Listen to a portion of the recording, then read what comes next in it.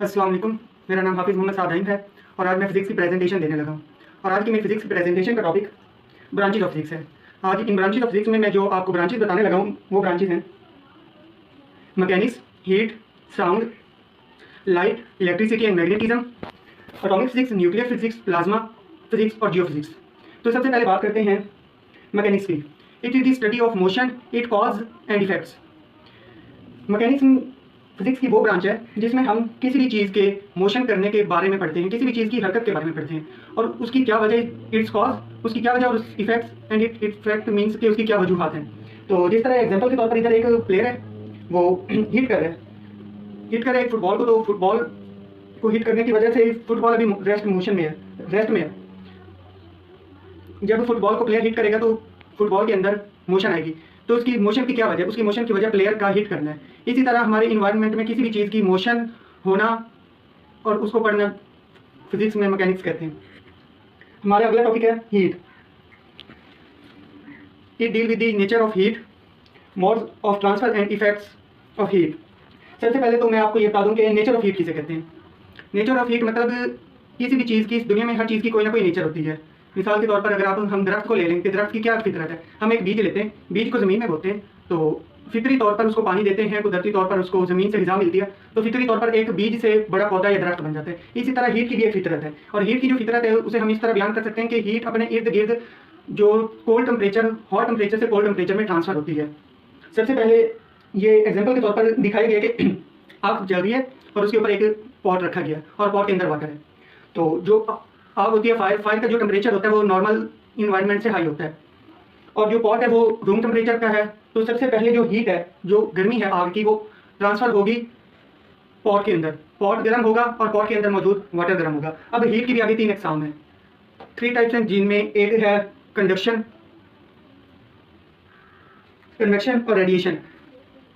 Conduction कहते हैं मतलब किसी भी चीज़ का एक दूसरे से टच होकर महसूस होना, और रेडिएशन मतलब हवा के अंदर रेडियो वेव्स के जरिए हीट को ट्रांसफर करना।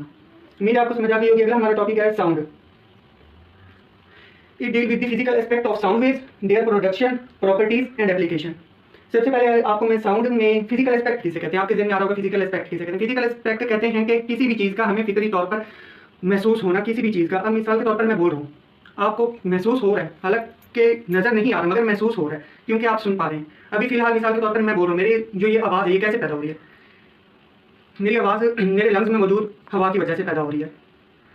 और जो आप ये सुन पा रहे हैं ये वजह है प्रोडक्शन। प्रोडक्शन जो है वो मेरे लंग्स हैं, और जो इसकी प्रॉपर्टीज़ है, ये प्रॉपर्टीज़ है कि ये कितनी भारी है, कितनी स्लो है, मतलब इसकी पिच हाई है या लो है, ये इसकी प्रॉपर्टीज़ में आ जाता है। तो एस्पेक्ट ऑफ साउंड में ये है कि अब मैं बोल रहा हूँ, मेरा बोलना माइक में रिकॉर्ड हो रहा है, और जब आप सुनेंगे तो ये स्पीकर, किसी भी चीज़ के, लैपटॉप या मोबाइल के स्पीकर से जो आवाज़ पैदा होगी उसके अंदर मैग्नेट होगा, मैग्नेट के अंदर वाइब्रेशन पैदा होगी जो अल्टीमेटली साउंड प्रोड्यूस करेगी। वही साउंड जो मैं इधर बोल रहा हूँ वो उधर थरथराहट, यानी कि मीडियम की वजह से, साउंड की हमेशा मीडियम की वजह से ट्रैवल करता है। कोई ना कोई मीडियम हमें रिक्वायर होता है साउंड के लिए। विदाउट मीडियम साउंड ट्रैवल नहीं कर सकता, वैक्यूम में साउंड पैदा नहीं होता।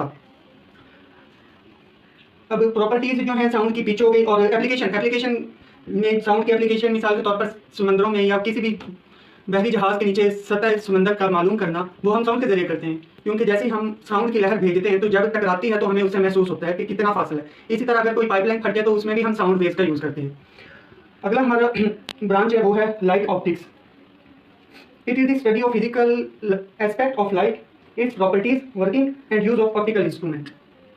इसमें भी उसी तरह वही है, फिजिकल एस्पेक्ट आ जाता है, और बाकी ब्रांचेस की तरह ऑप्टिक्स भी एक फिजिक्स की ब्रांच है।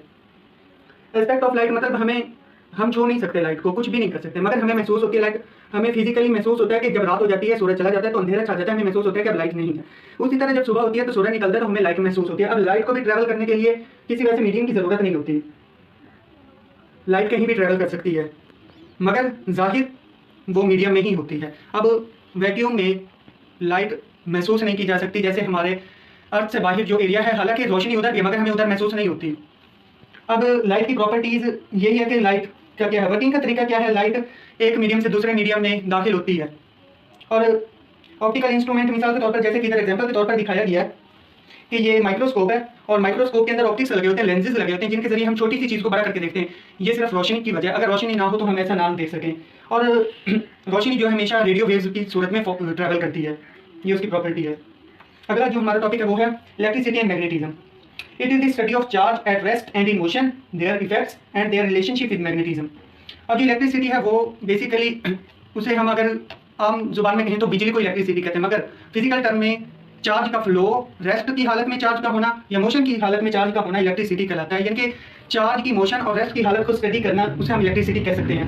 अब मिसाल के तौर पर आपको एग्जांपल के तौर पर ये एक डायग्राम दिखाई गई है जिसमें एक बल्ब लिया गया है और ये फर्ज कर लें ये 2 वायर्स जा रही हैं। 2 वायर्स को बल्ब की 2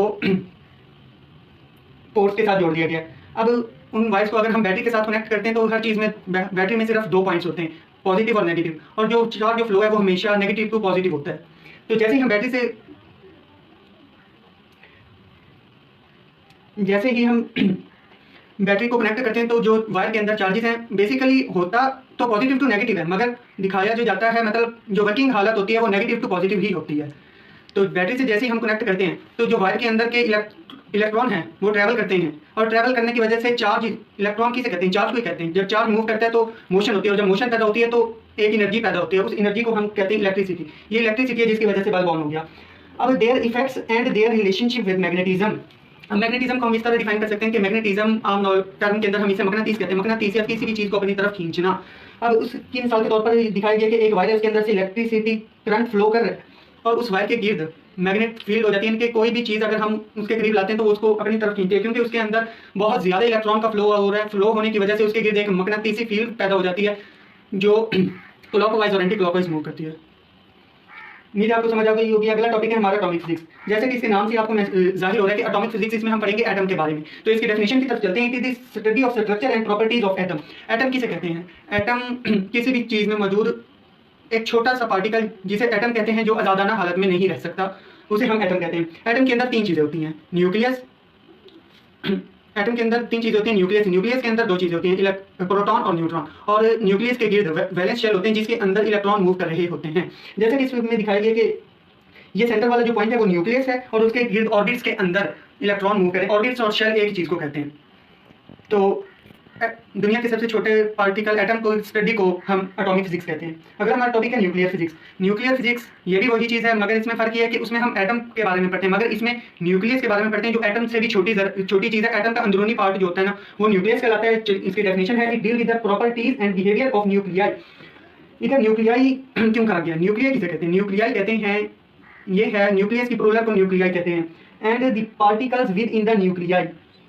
हम न्यूक्लियस के बारे में स्टडी करते हैं, न्यूक्लियस क्या है, और न्यूक्लियस के अंदर मौजूद पार्टिकल जो है उनकी स्टडी जो है वो हम न्यूक्लियर फिजिक्स के अंदर करते हैं।